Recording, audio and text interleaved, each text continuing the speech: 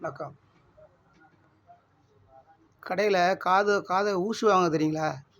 அந்த ஊசி இருக்குது பார்த்தீங்களா? அது காதறுந்த ஊசி. அந்த ஊசி காதறுந்து போயிட்டுனா அந்த ஊசி ஒன்றுத்துக்கும் ஆகாது, தூக்கி போட வேண்டியது தான்.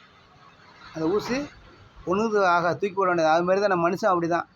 நம்ம வந்து நம்ம உள்ள இருக்கிற மூச்சு வெளில போயிட்டுனா ஒன்றுமே பண்ண முடியாது, தூக்கி விட்டு வச்சிட வேண்டியது தான். உனக்கு பேரே மாறிடும். என்ன பேர்? பாடிம்மா போனாம்மா, பாடி எப்போ தூக்கணுங்கிறான், உப்பி போயிட்டா சீக்கிரம் தூக்கிடாம்மா. அப்படியெல்லாம் ஆகிட்டு மனுஷனுக்கு உள்ளது. அதெல்லாம் தெரியாமல் காசுன்னு அலையிறீங்களேயா? இந்த காசை வச்சு என்னையா பண்ண போகிறீங்க?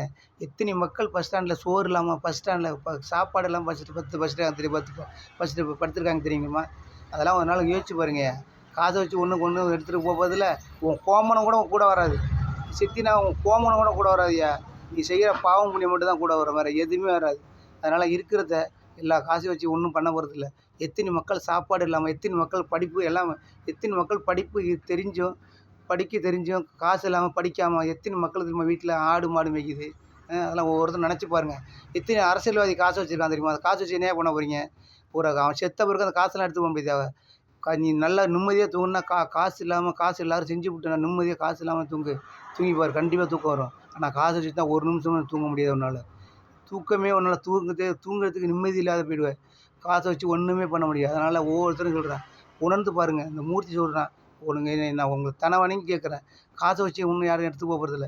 எத்தனை மக்கள் எனக்கு தெரிஞ்சு பார்க்குறேன், எத்தனை மக்கள் சாப்பாடு கூட வயிற்றுக்கு அந்த கடவுள் ஒவ்வொருத்தவங்களையும் கடவுள் இருக்காங்க. அந்த கடவுளுக்கு சாப்பாடு கொடுக்குற மாதிரி நினச்சி தான் சாப்பாடு போட்டு கொடுங்க.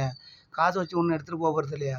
சரிங்களா? ஒவ்வொருத்தரும் வணங்கி கேட்குறேன், செய்யுங்க. போகிறப்ப எதையும் எடுத்து போகிறதும் முடியாது. எந்த மனுஷனும் எதுவும் எடுத்துகிட்டு போனதும் இல்லை. சரியா? செத்தவனா உனக்கு பேரே மாறிடுது. அதனால் ஒவ்வொருத்தரும் சொல்கிறேன், காதா அந்த ஊசி மாதிரி. ஒரு ஆடு செத்தா அந்த அந்த தோலை ஒரு மோளம் கட்டுறான். ஒரு மாடு செத்தா தோலை மோளம் கட்டுறான். ஆனால் நீ செத்தா எப்படா தூக்கம்னு கேட்குறான். அப்படியே உடம்பு நம்ம உடம்பு. அதனால் ஒவ்வொருத்தரும் நினச்சி பார்த்து இந்த காசை வச்சு ஒன்றும் பண்ண போகிறதில்ல. இல்லாத மக்களுக்கு செய்யுங்க. செஞ்சு அவங்க நல்லா வைங்க. அதுவே உங்களுக்கு புண்ணியம்.